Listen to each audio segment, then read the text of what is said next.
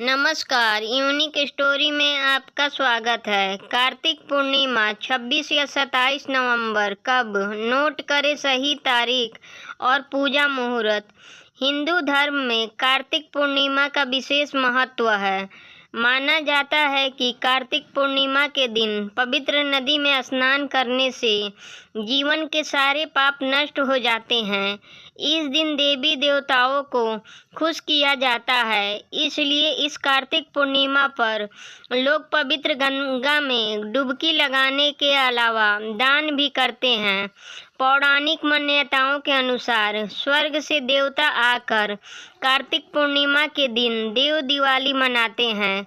श्रद्धालु इस खास दिन व्रत रखते हैं और कार्तिक पूर्णिमा की कथा भी सुनते हैं। इस साल 27 नवंबर को कार्तिक पूर्णिमा है। हिंदू धर्म में कार्तिक पूर्णिमा का विशेष महत्व है। इस दिन देव दीपावली भी मनाई जाती है। मान्यता है कि इस दिन शिव जी ने त्रिपुरासुर राक्षस का वध किया था, इसलिए इस दिन को त्रिपुरी पूर्णिमा के नाम से भी जानते हैं। कार्तिक पूर्णिमा के दिन स्नान, दान, पुण्य और दीप दान करने का बहुत महत्व है। इस दिन भगवान विष्णु एवं लक्ष्मी के साथ चंद्रदेव की पूजा करने से भक्तों की आर्थिक, मानसिक और शारीरिक समस्याएं दूर होती है। इस दिन गंगा या अन्य किसी पवित्र नदी अथवा जल कुंड में स्नान करना बहुत फलदायी है। ऐसे में आइए जानते हैं कि कार्तिक पूर्णिमा पर शुभ मुहूर्त, पूजा विधि और उपाय। कार्तिक पूर्णिमा तिथि 2023 पंचांग के अनुसार कार्तिक पूर्णिमा तिथि की शुरुआत 26 नवंबर को दोपहर 3:52 से हो रही है। इस तिथि का समापन अगले दिन 27 नवंबर को दोपहर 2:45 पर होगा। उदया तिथि को देखते हुए कार्तिक पूर्णिमा 27 नवंबर 2023 को मनाई जाएगी। इस दिन सत्यनारायण भगवान की पूजा, पूर्णिमा व्रत, कार्तिक गंगा स्नान, दान करना शुभ होगा। कार्तिक पूर्णिमा महत्व। हिंदू धर्म में कार्तिक मास को बहुत पवित्र माना जाता है। इस माह में भगवान विष्णु 4 माह की योग निद्रा के बाद जागते हैं। इसके अलावा इस माह में तुलसी जी का भी विवाह किया जाता है। वहीं कार्तिक पूर्णिमा पर गंगा नदी में स्नान करने से अक्षय पुण्य प्राप्त होता है। साथ ही इस दिन चंद्रमा और माता लक्ष्मी की पूजा करने से धन में वृद्धि होती है। कार्तिक पूर्णिमा उपाय। आर्थिक स्थिति को मजबूत करने के लिए कार्तिक पूर्णिमा के दिन सुबह स्नान करके पीपल के पेड़ पर दूध में शक्कर मिलाकर चढ़ाएं। मान्यता है कि ऐसा करने से आपको माँ लक्ष्मी की कृपा प्राप्त होगी और धन दौलत में बढ़ोतरी होगी। कार्तिक पूर्णिमा की पौराणिक कथा। पौराणिक कथाओं के अनुसार दैत्य तारकासुर के 3 पुत्र थे, तारकाक्ष, कमलाक्ष और विदुंतमाली। जब भगवान शिव के पुत्र कार्तिकेय ने तारकासुर का वध कर दिया तो उसके पुत्रों को बहुत दुख हुआ। इसके बाद उन्होंने देवताओं से बदला लेने के लिए घोर तपस्या कर ब्रह्मा जी को प्रसन्न किया।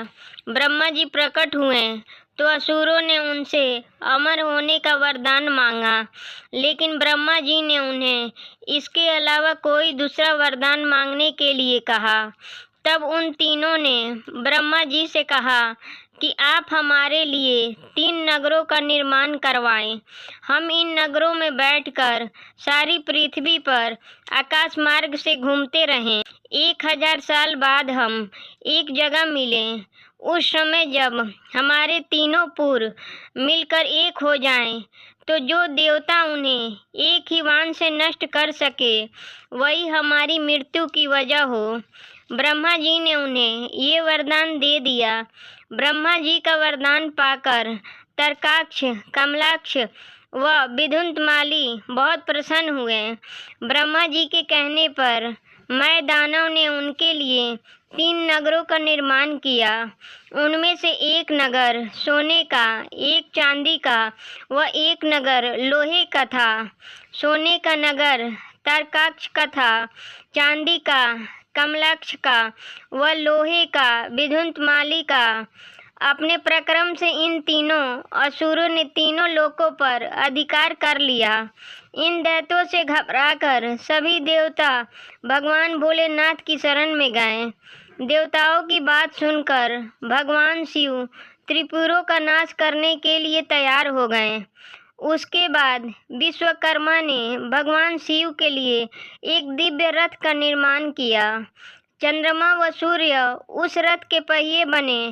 इंद्र, वरुण, यम और कुबेर उस रथ के घोड़े बने। हिमालय धनुष बने और शेषनाग, प्रत्यंचा, स्वयं भगवान विष्णु वाण तथा अग्निदेव उसकी नोक बने।